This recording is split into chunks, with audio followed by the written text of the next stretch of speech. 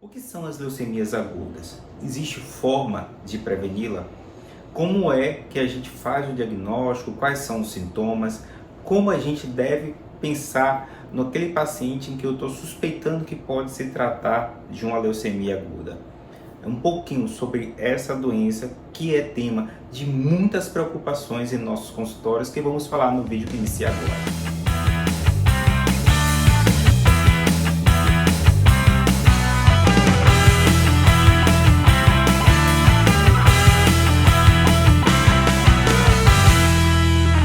Olá, meu nome é Geidson Cruz, eu sou hematologista, criador e editor do canal de hematologia Hemato na Web. Vamos ficar aqui importantes minutos falando de algo importante e relevante acerca do mundo da hematologia, da medicina de forma geral. Curiosidades que são bastante intrigantes às vezes e, claro, merece a atenção, pois muito se busca na internet do conteúdo e a gente precisa ter uma fonte confiável para essas informações, a fim de que o paciente, a fim de que a pessoa que busca essa informação não seja desinformado e acabe piorando, levando a sérias complicações, não somente no tratamento, como também no diagnóstico. Um tema que é bastante procurado na internet, nos nossos buscadores, é a leucemia aguda. Por quê? Porque é um tema que levanta a curiosidade de muitos. Mas qual é a causa da leucemia aguda? O que é que leva o paciente a tê-la, a desenvolvê-la? Existe cura para a leucemia aguda? Todos os tratamentos são iguais? Essas e outras perguntas a gente vai tentar responder no vídeo. Antes de prosseguir, gostaria primeiro de agradecer a todos vocês por ter feito o canal crescer dia após dia. Nada disso seria possível se não tivesse o seu apoio. Queria também pedir aqui encarecidamente, se você gostar do conteúdo, não deixe de mostrar que você gostou clicando no gostei. E obviamente, se você não é seguidor do canal, considere se inscrever, eu serei muito grato. E temas como esses serão sugeridos para você. Essa plataforma vai verificar que esse tema é relevante e importante para outras pessoas e vai passar também a sugerir esse conteúdo para essas outras pessoas. Por isso eu agradeço desde já o seu apoio. Pois bem, as leucemias agudas são doenças que levam muita gente a se questionar. Inclusive, muitas vezes, você pode até buscar isso aí, qualquer alteração no hemograma, a pessoa pergunta logo, vai lá na internet e busca se aquela alteração é uma leucemia, é causa de leucemia ou é sintoma, sinal de uma leucemia. Pois bem, é isso que a gente vai tentar esclarecer um pouquinho. As leucemias agudas são doenças clonais, são doenças malignas da medula óssea. A gente poderia até dizer que é um câncer da medula óssea, só que é uma doença maligna da célula progenitora, a célula que dá origem ao sangue. A célula tronco, ou as células que vêm depois, chamadas células progenitoras, estão comprometidas, ou seja, se malignizam, e a partir daí ocorre uma proliferação anormal, uma proliferação sem controle dessas células que são chamadas de blastos. Esses blastos se espalham não somente na fábrica do sangue, na medula óssea, como também se espalham em outros órgãos, dando alterações no hemograma. E a principal alteração no hemograma, mas não a única nem exclusiva, é a leucocitose, que é o aumento dos glóbulos brancos. Mas vale lembrar que esses glóbulos brancos são glóbulos brancos anormais, são células malignas, diferente dos glóbulos brancos normais que têm função. Como eles não funcionam de forma adequada, um outro sinal que pode ocorrer é aquele oriundo desse funcionamento anormal. Como a função dos glóbulos brancos é auxiliar no combate a infecções, um achado que é bastante comum em pacientes com leucemia aguda é infecção. E a manifestação clínica que muitas vezes aparece para a gente é a febre. Então anota aí. A febre é um sintoma que pode aparecer nos pacientes portadores de leucemia, mas não é a febre que causa a leucemia, nem a leucemia diretamente causa a febre, e sim, na maioria das vezes, por causa de alterações dos glóbulos brancos. As mesmas células malignas dificultam o amadurecimento das células vermelhas, portanto, vai ter anemia. Então, o paciente que tem anemia passa a ter fraqueza, vai ter palidez na face, palidez na mucosa, o paciente vai começar a ter tontura, tudo isso por causa da anemia. Mas vale reforçar também que não é toda anemia que é causada pela leucemia aguda. E por fim, um outro achado que é frequente no hemograma é a trombocitopenia, redução das plaquetas. E isso ocorre pelo mesmo motivo da anemia. O paciente tem uma célula anormal na medula óssea que está proliferando de forma descontrolada e, em consequência disso, a pessoa deixa de produzir plaquetas normais. Uma manifestação clínica dos pacientes que têm a plaqueta baixa, por causa dessa produção anormal, é o surgimento de sangramentos, muitas vezes espontâneos, ou seja, a pessoa não tem uma pancada, não se corta, não tem um machucado que leva o sangramento.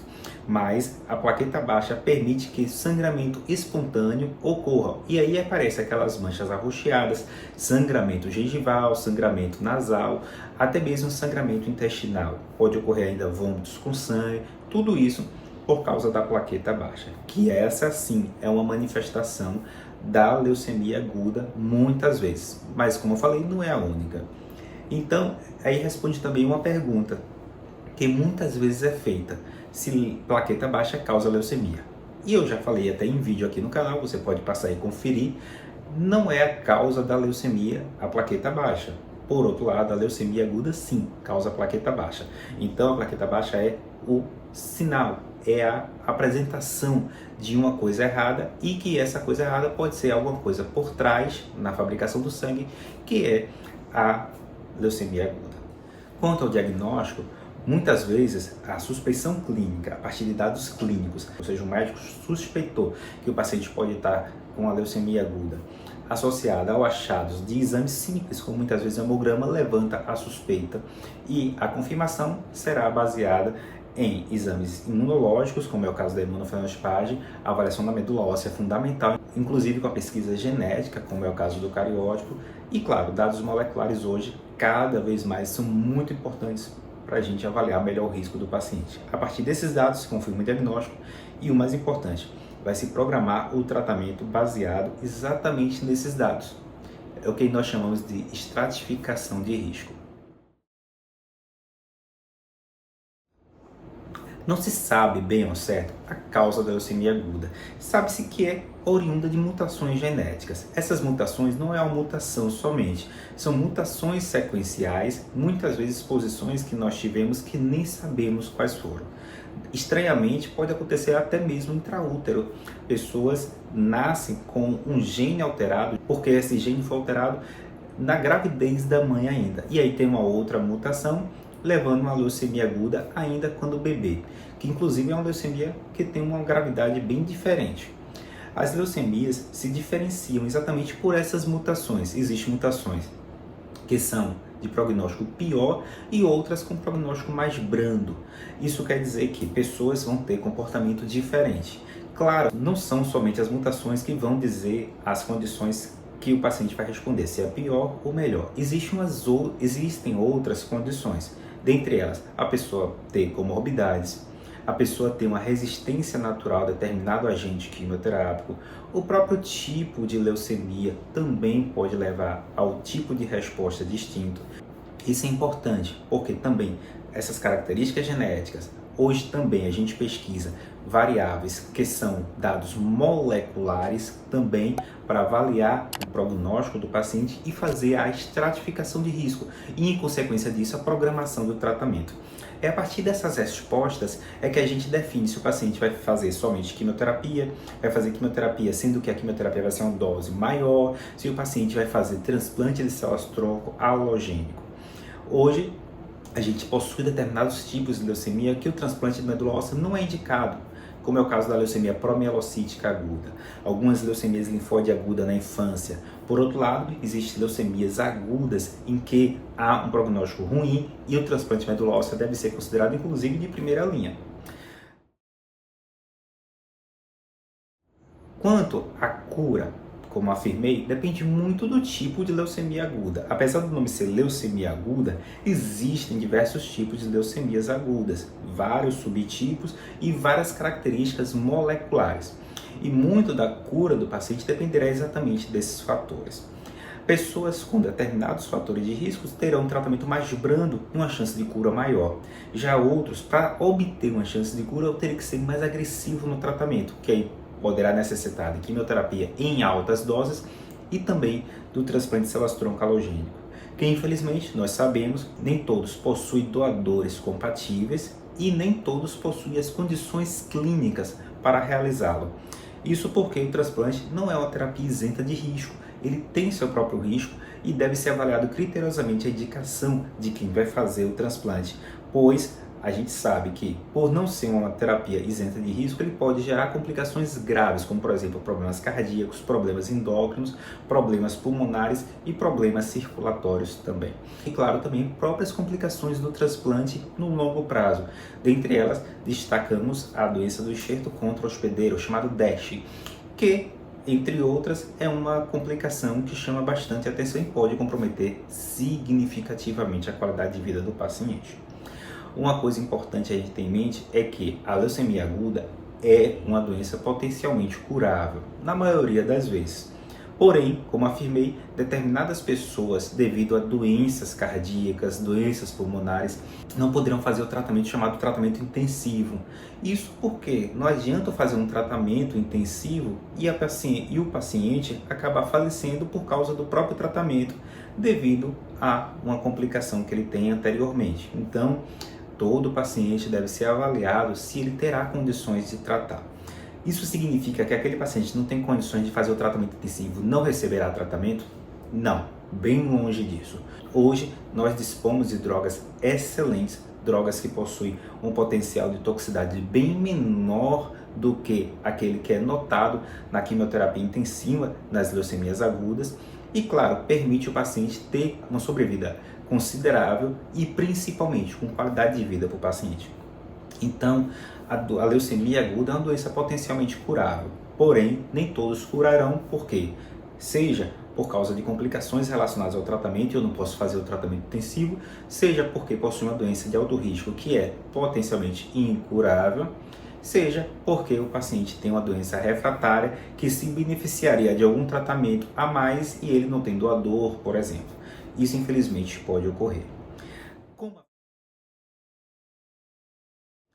Como afirmei, o paciente no longo prazo curado da leucemia não significa que ele está isento de complicações. A gente tem que sempre ficar avaliando esse paciente no segmento de longo prazo, tanto na busca de possíveis recidivas, e essas chances de recidiva diminuem à medida que o tempo passa, mas a gente tem que também rastrear possíveis complicações, principalmente endócrino-metabólicas, infertilidade, que é uma complicação comum nos pacientes, e claro, a chance de desenvolver outra neoplasia.